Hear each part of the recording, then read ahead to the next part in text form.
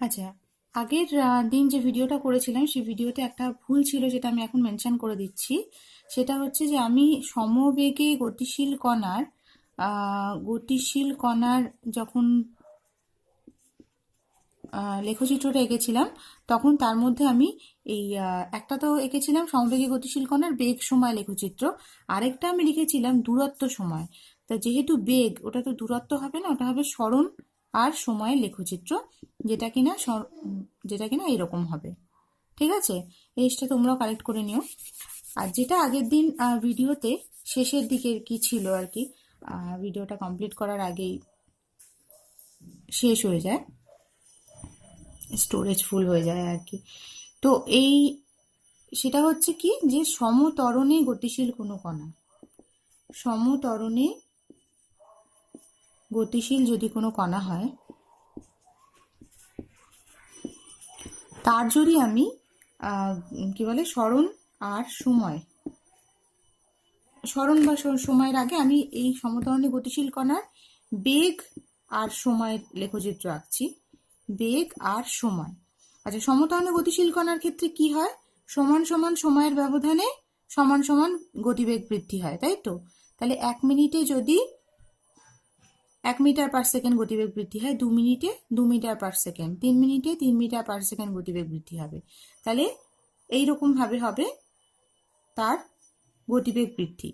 এবার এই লাইনটা জিরোতে কানেক্ট হতে পারে যদি ইনিশিয়াল গতিবেগ, প্রাথমিক গতিবেগটা 0 হয়। আর যদি প্রাথমিক গতিবেগ 0 না হয় তাহলে গ্রাফটা হবে এইরকম। ঠিক আছে, অনেক সময় কায়দা করে বলে দেওয়া হয়, তোমাদের বইতে এই গ্রাফটা রয়েছে, এই গ্রাফটা, যে গ্রাফের মধ্যে ধরে নেওয়া হয়েছে যে প্রাথমিক একটা গতিবেগ ছিল, তারপরে তার গতিবেগ আস্তে আস্তে বাড়তে শুরু করেছে। অনেক সময় পরীক্ষায় চালাকি করে বলে দেওয়া হয় যে একটা স্থির বস্তু যখন সমত্বরণে গতিশীল হওয়া শুরু করে তখন তার লেখচিত্রটা আঁকো, বেগ সময় লেখচিত্র। সেক্ষেত্রে কিন্তু স্থির বস্তু মানে তার গতিবেগ সময় জিরোতে তার গতিবেগটাকে জিরো ধরে নিতে হবে, ধরে নিয়ে এইভাবে গ্রাফটা আঁকতে হবে। ঠিক আছে, তাহলে এটা হচ্ছে যখন প্রাথমিক গতিবেগ 0, আর এটা হচ্ছে যখন প্রাথমিক গতিবেগ কিছু একটা আছে। বোঝা গেল? আচ্ছা, এবার সমত্বরণে গতিশীল কণার ক্ষেত্রে আমি যদি সরণ ভার্সেস সময়ের যদি গ্রাফ আঁকি, সরণ আর সময়ের যদি গ্রাফ আঁকি, তাহলে সেটা কি হয়? সরণ ভার্সেস সময়, প্রাথমিক আস্তে আস্তে তার সময়ের সাথে সাথে কি হয়, তার সরণ বাড়তে থাকে, কারণ গতিবেগ তো বাড়ছে, সময়ের সাথে সাথে তার সরণ বাড়তে থাকে। প্রথমের দিকে তার সরণ যেটুকু হয়, পরের দিকে সরণ তার থেকে বেশি হতে পারে, তারপরে সরণ আরো বেশি হতে পারে, তারপরে সরণ আরো বেশি হতে পারে, কারণ বেগ তো আস্তে আস্তে বাড়ছে। ঠিক আছে, সেই জন্য তার গতিবেগটা এইরকম হয়। ঠিক আছে, লেখচিত্রটা এইরকম হয়। তাহলে যখন আমি সমত্বরণে কোনো গতিশীল কণার লেখচিত্র বলবে, লক্ষ্য রাখতে হবে যে সরণ সময় লেখচিত্র আঁকতে বলেছে নাকি বেগ সময় লেখচিত্র আঁকতে বলেছে, সেই অনুযায়ী আমাকে আঁকতে হবে। ঠিক আছে, আচ্ছা, এইবার চলে আসে খুব ইম্পর্টেন্ট পার্ট এই চ্যাপ্টারে। সেটা কি, যে বিভিন্ন সমীকরণ রয়েছে, সেটা হচ্ছে যে গতীয় সমীকরণ বলে সেগুলোকে, সেই গতীয় সমীকরণগুলো কিভাবে প্রতিষ্ঠা করা হচ্ছে গ্রাফের মাধ্যমে, এটা খুব ইম্পর্টেন্ট। যেমন এইটা হচ্ছে একটা গতীয় সমীকরণ। সেই গতীয় সমীকরণটায় ভি কি? আচ্ছা, ভি কে সবসময় হচ্ছে অন্তিম গতিবেগ ধরা হয়। অন্তিম গতিবেগ মানে হচ্ছে যে আমি ধরে নিচ্ছি যে ওর প্রাথমিক গতিবেগ যেটা ইউ ধরা হচ্ছে, প্রথমে হয়তো তার একটা গতিবেগ ছিল 3 মিটার প্রতি সেকেন্ড, তারপরে লাস্টে তার গতিবেগ হয়ে বেড়ে দাঁড়ালো, আমি সবসময় ধরে নেবো যে প্রাথমিক বেগ আর অন্তিম বেগ সেম নয়, মানে ও সমবেগে যায়নি। তাহলে প্রাথমিক বেগ ওর যদি ইউ হয়, সবসময় সেটাকে ইউ ধরা হয়, অন্তিম বেগ ধরা হয় ভি কে, অন্তিম বেগকে ধরা হয় ভি দিয়ে। ঠিক আছে, আচ্ছা, এ কি? এ হচ্ছে তার ত্বরণকে মেনশন করা হয় এ দিয়ে, আর টি হচ্ছে সময়। তাহলে কি বেসিক্যালি, যে আমি যদি সময় জানি যে কতটুকু সময় ধরে কোনো কণা গতিশীল হচ্ছে, বা আমি কোনো সাইকেল গতিশীল হচ্ছে, তার ত্বরণ কত সেটা যদি আমি জানি, আর তার প্রাথমিক বেগ কত সেটা যদি আমি জানি, তাহলে তার অন্তিম বেগ আমি পার করতে পারবো। এটা সুবিধাটা হচ্ছে, গতির সমীকরণের সুবিধা হচ্ছে, আমি যদি প্রাথমিক বেগ আর তার ত্বরণটা জানতে পারি, তাহলে সময়টা ধরে নিয়ে যে 5 মিনিট বাদে তার বেগ কত হবে, 10 মিনিট বাদে তার বেগ কত হবে, 30 মিনিট বাদে তার বেগ কত হবে, সেটা আমাকে আর আলাদা করে মাপতে হবে না। আমি এই সমীকরণ থেকে আমি বার করে নিতে পারবো ক্যালকুলেশন করে। ঠিক আছে, তাহলে অন্তিম বেগের সাথে প্রাথমিক বেগের সম্পর্ক হচ্ছে এই গতীয় সমীকরণে দেখানো হয়েছে। এবার এই সমীকরণটা কোথা থেকে আসছে, সমীকরণটা যদি আমি প্রতিষ্ঠা করতে চাই তাহলে আমাকে একটু গ্রাফের সাহায্য নিতে হবে। গ্রাফে আমি যদি একটা ত্বরণে গতিশীল সমত্বরণ, এখানে কিন্তু সবসময় সমত্বরণ ধরে নেওয়া হয়েছে, তাহলে সমত্বরণে গতিশীল কোনো বস্তুর আমি যদি ধরে নিই যে তার একটা প্রাথমিক বেগ ছিল, তাহলে তার বেগ সময় লেখচিত্রটা এরকম হবে। প্রাথমিক বেগ তো আমাকে ধরে নিতেই হবে, কারণ এইমাত্র আমি কি বললাম যে V is equal to U plus A T, এর মধ্যে ইউটা হচ্ছে প্রাথমিক বেগ, তাই ইউটা যখন লিখেছি তার মানে নিশ্চয়ই প্রাথমিক বেগ আছে, তাহলে এইটা হচ্ছে তার প্রাথমিক বেগ। এবার সে সমত্বরণে চলা শুরু করলো, তাহলে এইটা হচ্ছে তার গ্রাফ। বোঝা গেল? এবার আমাকে বার করতে হবে ভি ইকুয়াল টু কি। আচ্ছা, এটা যদি ইউ হয় তাহলে ভিটা কোনটা, এইটা হচ্ছে ভি, এটা হচ্ছে তো তার লাস্ট পয়েন্ট, মানে যত দূর অবধি সে গেছে। ঠিক আছে, এতটুকু সময় অবধি সে চলেছে, তাহলে এইটা হচ্ছে তার লাস্ট বেগ, যেটাকে আমি ভি বলে ধরে নিচ্ছি। ঠিক আছে, এবার আমি কি করব, এই সময় এটা ভি ইকুয়াল টু কত সেটা বার করব। যে ভি ইকুয়াল টু কত ছবি থেকে দেখে কি মনে হয়, আমি এটাকে এক কাজ করি, এই সময়ের প্যারালালে সমান্তরালে আমি একটা লাইন এঁকে দিই। ঠিক আছে, এঁকে দিয়ে আমি এদের কয়েকটা নাম দিয়ে দিই। জি, এটা তো আমি ও দিয়ে সবসময় চিহ্নিত করা হয়, এটা এ বি সি ডি ধরে নিলাম। তাহলে এখানে ভি মানে কি, ভি মানে হচ্ছে বিডি, তাই তো। বিডি মানে কি, BC plus CD, BC plus CD. আচ্ছা, সিডি আর এ ও সমান না, সমান তো, সুতরাং আমি সিডির জায়গায় কি লিখতে পারি, এও। এবার এও মানে কি, এও মানে ইউ, তাহলে বিসি প্লাস ইউ। এইবার আমাকে বার করতে হবে যে বিসিটা কি, বিসিটা কি, বিসি কি, এটা হচ্ছে ভি আর এটা হচ্ছে ইউ, তাহলে বিসিটা বেসিক্যালি কি, বিসিটা হচ্ছে ভি মাইনাস ইউ, তাই তো। এইবারে আমি বার করি যে ভি মাইনাস ইউটা আসলে কি, ভি মাইনাস ইউ হচ্ছে বেগের পরিবর্তন। এবার আমরা জানি কি যে ত্বরণ মানে কি, ত্বরণ এ ইকুয়াল টু হচ্ছে বেগ পরিবর্তন বাই সময়, তাই তো।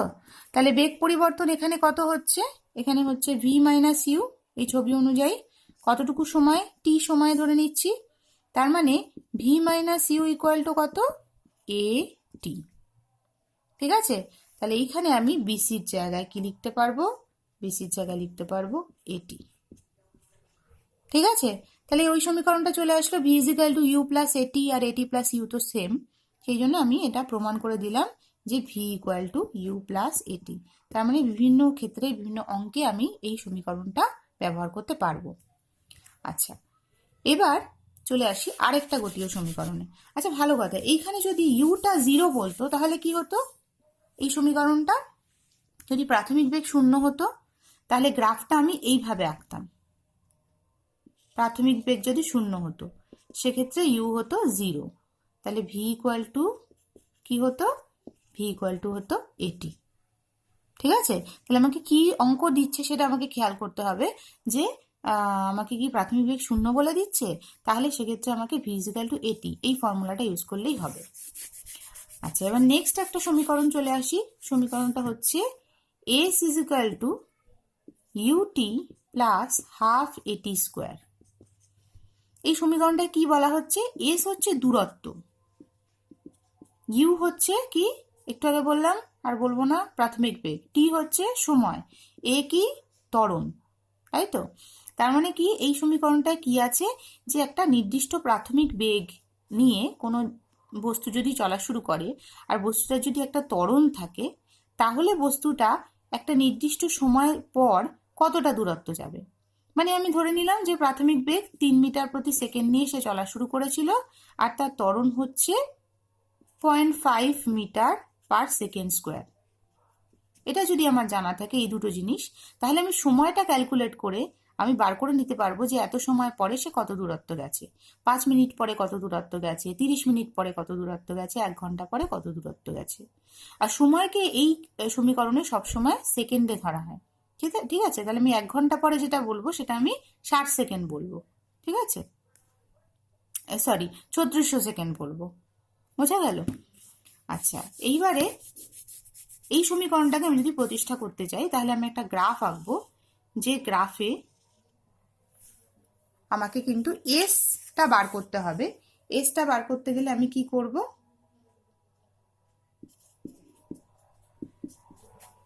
আমি একটা বেগ সময় লেখচিত্র আগে আঁকবো। V is equal to U plus A T যে গ্রাফটা সেই রকমই আমি আঁকবো।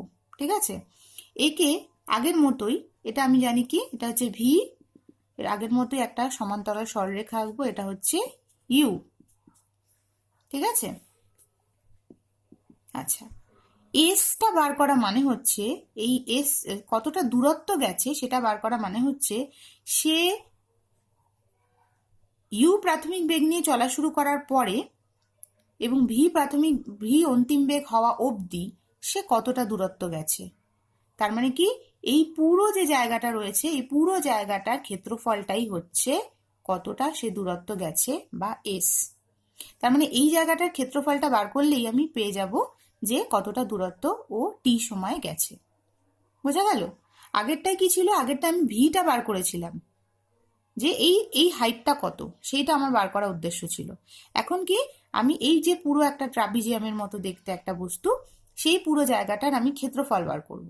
এবার এই পুরো ক্ষেত্রফলটাকে আমি দুভাগে ভাগ করলাম, একটা হচ্ছে এই সামান্তরিক এই আয়তক্ষেত্রটার ক্ষেত্রফল, তাই তো, এটা তো প্যারালাল, এটা আয়তক্ষেত্র ক্ষেত্রফল প্লাস এই ত্রিভুজের ক্ষেত্রফল। তাহলে আমি এখানে আগে নাম দিই ও এ বি সি ডি। তাহলে এস ইকুয়াল টু কত, এস ইকুয়াল টু হচ্ছে ও এ বি ডি এর ক্ষেত্রফল। ঠিক আছে, ও এ বি ডি এর ক্ষেত্রফল হচ্ছে কি কি আছে, একটা হচ্ছে ত্রিভুজ এবিসি এর ক্ষেত্রফল plus O A C D এর ক্ষেত্রফল। ঠিক আছে, ও এ সি ডি আয়তক্ষেত্রের ক্ষেত্রফল, ডিটেলে আর লিখছি না, বোঝাই যাচ্ছে ত্রিভুজ এবিসি এর ক্ষেত্রফল আর ওএসিডির ক্ষেত্রফল। আচ্ছা, ত্রিভুজ এবিসিটা কি, আচ্ছা আগে ওএসিডিটা চট করে লিখি, এটা লেখাটা সহজ। ওএসিডি হচ্ছে একটা আয়তক্ষেত্র, তার এই দৈর্ঘ্যটা কত ইউ, এই দৈর্ঘ্যটা কত টি, এটা তো টি সময়, তাহলে আয়তক্ষেত্রের ক্ষেত্রফল কত ইউটি।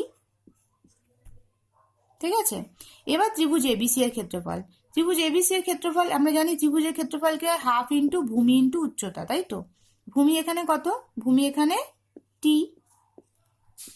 আচ্ছা, উচ্চতার জায়গায় আমি লিখলাম আপাতত বিসি। বোঝা গেল? আচ্ছা, এবার বিসির জায়গায় কি লিখবো, বিসির জায়গায় বিসি মানে হচ্ছে ভি মাইনাস ইউ, তাই তো, বিসি মানে হচ্ছে ভি মাইনাস ইউ। তাহলে বিসি মানে হচ্ছে আমি জানি কি ভি মাইনাস ইউ, ছবি দেখেই বোঝা যাচ্ছে এইটুকুটা ইউ এই পুরোটা ভি, তার মানে বিসি হচ্ছে ভি মাইনাস ইউ, তাহলে প্লাস ইউটি হলো। আচ্ছা, এই কিছুক্ষণ আগে দেখালাম না যে ভি মাইনাস ইউ, এটা কিন্তু আলাদা করে এই গ্রাফের ক্ষেত্রে আবার লিখতে হবে যে এ ইকুয়াল টু বেগ পরিবর্তন বাই সময়, সুতরাং A T equal to V minus U. যেহেতু আমি এই জাস্ট দেখালাম আমি আর ওটা আলাদা করে বার করছি না, তাহলে হাফ ইন্টু টি ইন্টু এটা হবে এটি। ঠিক আছে, তাহলে এবার আমি উল্টে লিখি, কি হবে, বাদিকে আছে এস, ডান দিকে আছে ইউটি প্লাস হাফ এ টি স্কোয়ার। ঠিক আছে, হয়ে গেল। এই একই রকম ভাবে এবার যদি আমি এই জিনিসটাই আমাকে যদি বলে যে প্রাথমিক বেগ 0, তাহলে কি হবে গ্রাফটা, তাহলে গ্রাফটা হবে এইরকম, তখন আরো সোজা হবে, এদিকে বেগ এদিকে সময় থাকবে ঠিকই, কিন্তু গ্রাফটা আরো সোজা হবে। ঠিক আছে, তাহলে এইটুকু শুধু আমাকে তখন ত্রিভুজের ক্ষেত্রফল বার করতে হবে। ঠিক আছে, তাহলে সেই ত্রিভুজের আমি একটা নাম দেব, ও এ বি নাম দিলাম। এবার সেক্ষেত্রে এস ইকুয়াল টু কি হবে, এটা কখন হচ্ছে, এটা হচ্ছে ইউ যখন 0, প্রাথমিক বেগ 0। ঠিক আছে, প্রাথমিক বেগ 0, এই অবস্থায় কোনো বস্তু যখন ত্বরণ নিয়ে গতিশীল হতে শুরু করবে তাহলে সে কত দূরত্ব যাবে সেটা বার করছি। তাহলে এস ইকুয়াল টু কি হবে, ত্রিভুজ ও এ বি এর ক্ষেত্রফল, তাহলে সেটা হবে half into OB into AB. ঠিক আছে, আচ্ছা ওবি মানে কত? ওবি মানে হচ্ছে সময় টি, আর এবিটা কত? এবি মানে হচ্ছে, একটু আগেই দেখলাম কি, এটা হচ্ছে, এটা তো আলটিমেট বেগ ভি, আর এটা হচ্ছে অন্তিম মানে প্রাথমিক বেগ 0, তার মানে সেই বেগ পরিবর্তন। বেগ পরিবর্তন মানে আমরা কি দেখলাম একটু আগে? এ টি, মানে ত্বরণ ইন্টু সময়।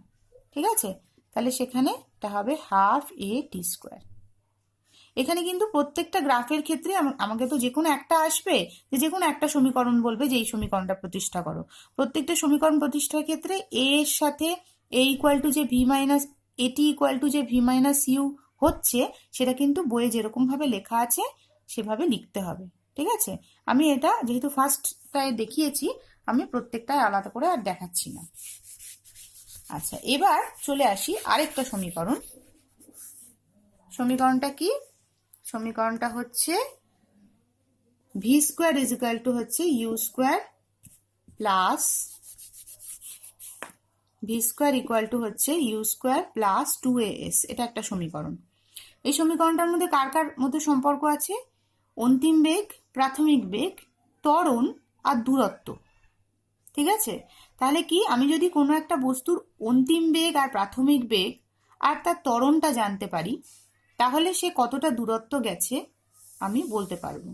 অথবা আমি কোনো বস্তুর যদি প্রাথমিক বেগ জানি, ত্বরণ জানি, আর সে কতটা দূরত্ব যাচ্ছে সেটা জানি, তাহলে সে কোন গতিবেগে, অন্তিম কোন গতিবেগে সে শেষ করেছিল যাত্রাটা, সেটা আমি বার করতে পারবো। এবার এইটা দেখা যায় কিভাবে বেরোয়। আমি বেগ সময় লেখচিত্রই আঁকবো। প্রত্যেকবার কিন্তু লক্ষ্য করো, আমি কিন্তু বেগ সময় লেখচিত্রই আঁকছি। ঠিক আছে, তাহলে এখানেও আমি প্রাথমিক একটা গতিবেগ ধরে নিয়ে আমি এই গ্রাফটা আঁকবো। এই গ্রাফের ক্ষেত্রে এটা আমি জানি কি ভি, আর এইটুকু আমি জানি হচ্ছে ইউ। আমি এখানে আগের মতোই ইউটা আঁকবো। ঠিক আছে, এবার প্রথমে আমি কি করি, আমি হচ্ছে, এটা হচ্ছে টোটাল ভি, বাইরে লিখলে ভালো হতো, যাই হোক, ও এ, এটা ও, এটা এ, এটা বি, এটা C. O A B C ট্রাপিজিয়ামের ক্ষেত্রফল, S is equal to O A B C ক্ষেত্রফল হলো। এবার S is equal to O A B C ক্ষেত্রফলের মধ্যে আমি একটু আগে কি দেখলাম? একটু আগে দেখলাম হাফ এ টি স্কোয়ার প্লাস ইউটি বেরোলো। ঠিক আছে, এবার আমি খুব সহজে লিখে দিতে পারি যে এই টি এর জায়গায় আমি টিটাকে অমিট করে দিয়ে আর এই টিটাকেও অমিট করে দিয়ে আমি লিখে দিতে পারি। ঠিক আছে, সেখান দিয়েও কিন্তু এই ইকুয়েশনটায় আসা যায় খুব সহজেই। ঠিক আছে, কিছুই না, আমি কি করব, আমি এখানে এটির তোমাদের একদম গ্রাফিক্যালি এসছে, সেটা না করে আমি এভাবেও করতে পারি। মানে আমি হয়তো এই এটির জায়গায় আমি কি করব, হাফ ইন্টু এ ইন্টু টি এর জায়গায় আমি লিখবো হচ্ছে ভি মাইনাস ইউ বাই এ। ঠিক আছে, স্কোয়ার প্লাস ইউ এর জায়গায় কি লিখবো, সরি ইউটা ইউ এর মতো থাকবে, টি এর জায়গায় এখানে লিখবো ভি মাইনাস ইউ বাই এ। কারণ আমার তো যে সমীকরণটা আমি আনতে চাইছি তার মধ্যে টিটা নেই, তাহলে আমি টিটাকে তুলে দেবো, টি এর জায়গায় রিপ্লেস করে দেবো এই সমীকরণটা দিয়ে। ফার্স্ট সমীকরণটা তো অলরেডি আমার কাছে জানা আছে, তাহলে সেইখানে আমি যদি করি তাহলে এখানে কি আসে, প্রথম সমীকরণটা এখানে একটা এ স্কোয়ার আসবে, সেই এ স্কোয়ার আর এ কাটাকুটি হয়ে গিয়ে আসবে কি V minus U whole square by 2a plus এখানে হচ্ছে U into V minus U by A, এটা আসছে এ। হলো, এবার আমি এইদিকে লসাগু করি, লসাগু করলে কি আসবে 2a নিচে, সেই 2aটা ওদিকে চলে গেলে কি হয়ে যাবে 2as, আর ডান দিকে, আচ্ছা একবারে না হয় না করলাম, এটা equal to S equal to V minus U whole square plus U into V minus U by 2a। ঠিক আছে, এবার 2aটাকে ওদিকে নিয়ে গেলাম, নিয়ে আসলে 2as হলো। এবার ডান দিকে কি হচ্ছে V square minus 2 V U ভাঙিয়ে ফেলছি, প্লাস ইউ স্কোয়ার প্লাস, আচ্ছা ভালো কথা, এখানে যখন আমি 2a করছি তাহলে এখানে একটা 2 বসবে, লসাগু তো, এখানে তো 2 নেই, 2a নেই, সুতরাং এখানে একটা 2 বসবে, তাহলে এটা হলো প্লাস 2uv